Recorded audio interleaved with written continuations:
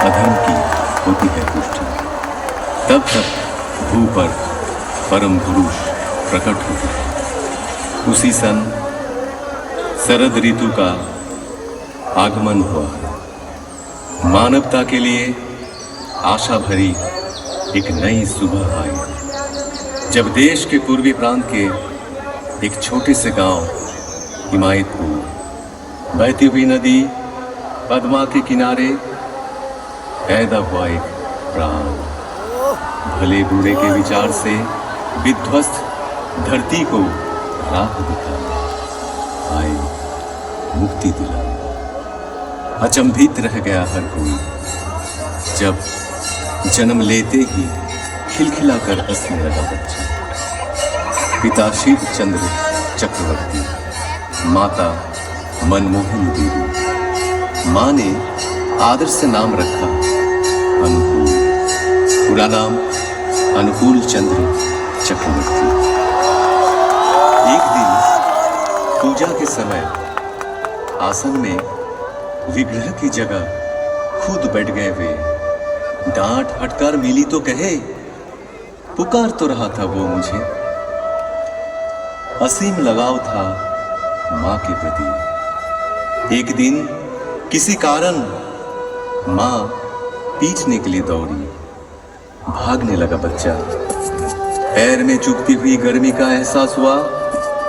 ख्याल आया, ऐसे ही मां का पांव भी तो चलता होगा। रुक गए, थम गए। पिटाई पड़ी, इससे भी उनका हृदय आनंद से ही भरा था मां के लिए। उम्र बढ़ी, ज्ञान विज्ञान के अनंत आधार पाठशाला पहुंचे, जहां दुनिया में एक के जैसा हूबहू एक और नहीं। वहां सिखाया जा रहा था एक और एक दो नहीं मान पाए वो। और क्या, हम साधारण मानव पीछ ही तो सकते थे उन महाज्ञानी को। बारिश का एक दिन, गहरी एक खाई, डूब रहा था एक बूढ़ा प्राण।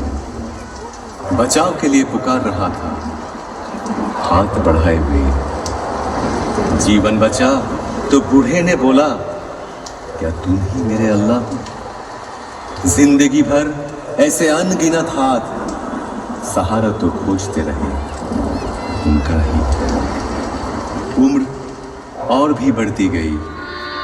पिता की इच्छा से पहुंचे कोलकाता डॉक्टरी पढ़ने।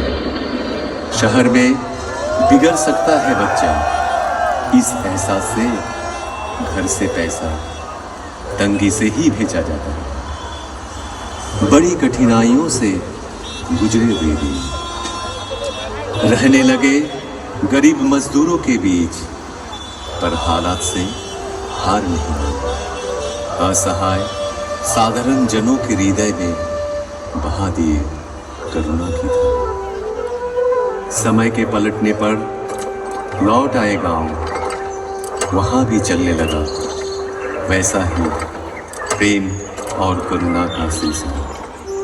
फिर एक दिन महसूस किए, हर बीमारी की जड़ है मानव मन। और क्या, निकल पड़े मन की रक्षा करने। गांव में सबको इकट्ठा किए, चारों ओर गूंज उठा कीर्तन। कीर्तन में मतवाले जन जैसे आनंद के नशे में चूर, जनता का एक समूह। उस भक्ति रस से दूर होती रही सारी मलिनता। रच उठा एक मधु चक्र, मानो एक एक के प्राण के घेरे में पड़ गए। उनके श्री मुख की वाणी सुनकर नवजीवन पाए सकल जन।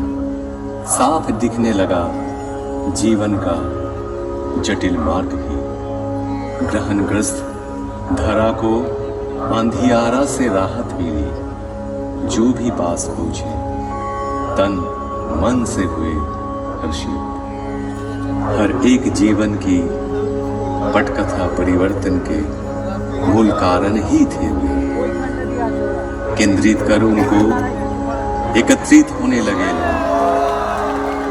आए अर्थार्थी, ज्ञानी, जिज्ञासु, संत भी पहुंचे, दुर्जन भी, त्यागी, संसारी, धनी, निराश्रय, निरक्षर, सब आते रहे आशा की किरण में परिस्नात हो गए। रचा कर्मशाला, रचा ज्ञानशाला, आपूर्ति के लिए आनंद बाजार भी। आश्रय पाने आकर प्रश्रय ही मिला हम सबको बेहतर जिंदगी की ओर। उनको घेर के जो मंडली तैयार हुई उसे सब पहचानने लगे सत्संग के नाम से।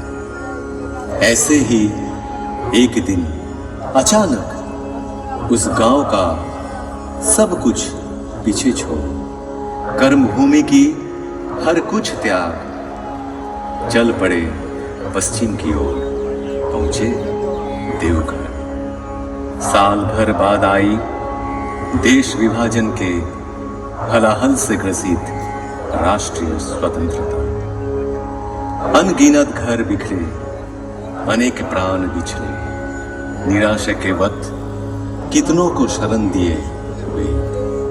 शुरू हुई वही कहानी तो महामानव की लीला का अंतिम पर्व देवघर में ही हुआ समाहित। जो रहे उनमें समाहित, जो